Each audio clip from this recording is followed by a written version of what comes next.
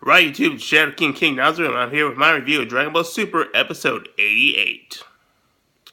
So we start off with Gohan and Piccolo training, and Gohan is not doing all that well, as he's a bit rusty.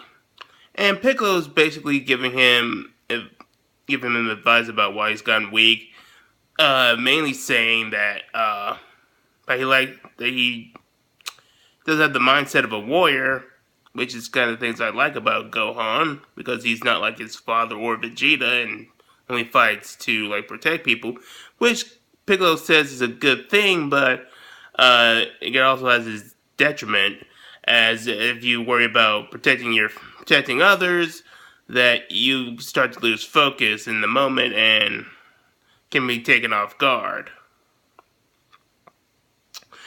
And Gohan tries to overcome that limit while trying to fight Piccolo. And Piccolo also mentions that Goku told him about the whole tournament, including the whole if the universe loses, they get destroyed. So yeah, Piccolo's in the loop, along with Android 17, Gohan, Goku, Beerus, even though he's not a contender, Whis, and who's also not a contender. So yeah, the only ones who aren't in the loop are 18, Krillin, Vegeta, Tien, and Roshi. Though they haven't appeared until next episode, so we'll have to see if they get added into the group of people who actually know what's going on. I've heard a lot of people complain about why didn't they just tell the rest of the Z Fighters about the stakes. But I still understand the situation that they don't want them to panic, and that some of them might lose their composure or might be stricken with fear if they know that if they screw up, the universe will be destroyed. I think that might play out on Krillin, which might be a detriment to his performance in the tournament. So if he thinks that he doesn't have that on his conscience, he may do better. Though some people might have better nerves of steel. Well, at the very least, this whole situation won't have as many people pissed off at Goku. The only ones I can imagine are like 18 and Vegeta. Then again, Vegeta's always pissed at Goku, so what else is new?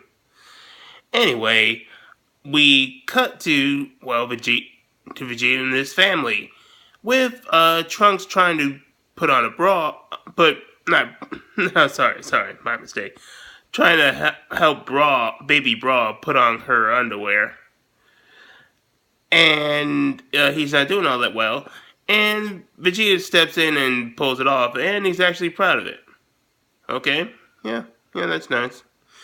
Anyway, Beerus doesn't like how carefree everybody's being, especially Bulma with telling the family about Bra being born.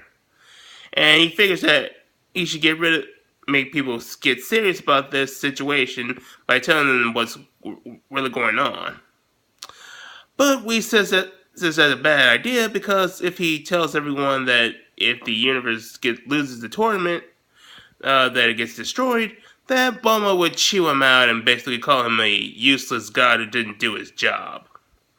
And Beerus doesn't need that in his life. So he decides to keep that confidential. Next, we cut into Gohan continuing his training, and yeah, and he's starting to do a little bit better against Piccolo, but Piccolo still is getting the upper hand, including using some techniques that we haven't seen him use in a while, such as using his stretching arm. And another thing he says that is a detriment to Gohan is because whenever Gohan gets his rage boost and becomes super powerful, he starts to get arrogant in his power, such as what happened with Super Buu, as he was able to dominate Super Boo, but because he got arrogant and let his guard down, Super Boo was able to absorb him and become Boohan. And we all know how that chestnut ended. So that's another thing Gohan's going to have to consider when he regains his ultimate form and participates in the tournament. Meanwhile, in Universe 6, Kaba is starting to think that Hit, despite being a powerful warrior and having his time skip abilities, he won't be able to handle 70 warriors. So he figures that he should get some extra help. And he decides to go to his old mentor and the leader of the Saiyan Defense Force, Renso. However, Renso is retired and he has a broken leg, so he says he can't help. But he does suggest his sister, Caulifla, who I'm guessing a lot of you have predicted is the female legendary Super Saiyan. So at last we can finally call her that and not female Broly. Ironically enough, she's described to be as a bit of a punk, which is kind of contradictory to the intro where we saw this like timid, shy little girl who turns into the legendary Super Saiyan who was about to be aggressive. We thought her personality would be somewhat to like Gohan's, but it's still a nice, interesting thing. As unlike Universe 7, Universe 6 Saiyans are nice, where Caulifla is the black sheep in the group, whereas it's kind of like to Goku, where all the Saiyans in Universe 7 are bloodthirsty, ruthless bastards, but Goku's the nice one. Albeit that happened because he lost his memory, but semantics. We also get this one bit where Krillin trains with Android 18, and as expected, Android 18 hands him his ass. So yeah, looks like Android 18 is still stronger than Krillin. We also got this funny bit where Marin was watching and these other two normal people were watching. They thought that Krillin and Android 18 were in a bit of a domestic abuse dispute.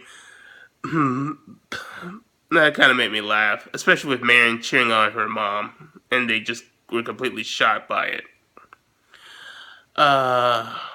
We didn't end the episode off with Gohan still training with Piccolo and ultimately gaining his ultimate form back.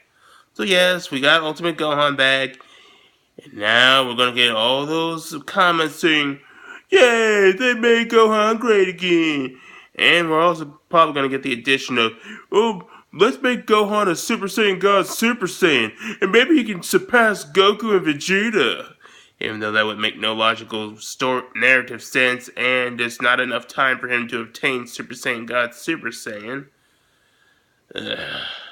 Gohan fanboys piss me off sometimes. But yeah, Gohan's got his ultimate form back, and he does exceptionally well against Piccolo, able to take down his multi-form technique and repel one of Piccolo's attacks, and while at the same time severing his arm, which Gohan was worried about because he, for a split second, forgot that Piccolo could regenerate his arm. And that also caused him to drop his guard because Piccolo was able to sneak his arm behind him and blast him in the back. I was unaware that Piccolo could do that. I know Majin Buu could control his severed body parts if that happened, but not Piccolo. Huh. That's interesting. Now I'm just wondering how come Piccolo has never done that before.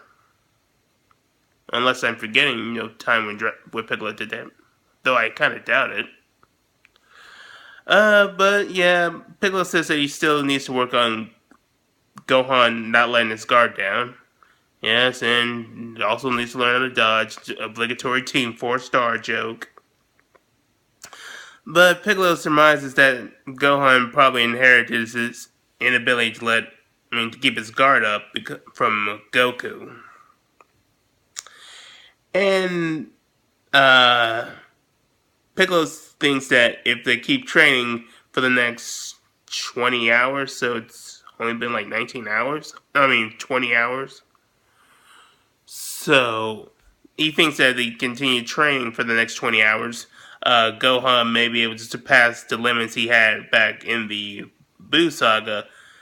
I still don't think he's going to obtain Super Saiyan God Super Saiyan, but he'll just have a slightly stronger Ultimate form. He still won't be as powerful as Goku or Vegeta, especially with Goku getting a new transformation, supposedly.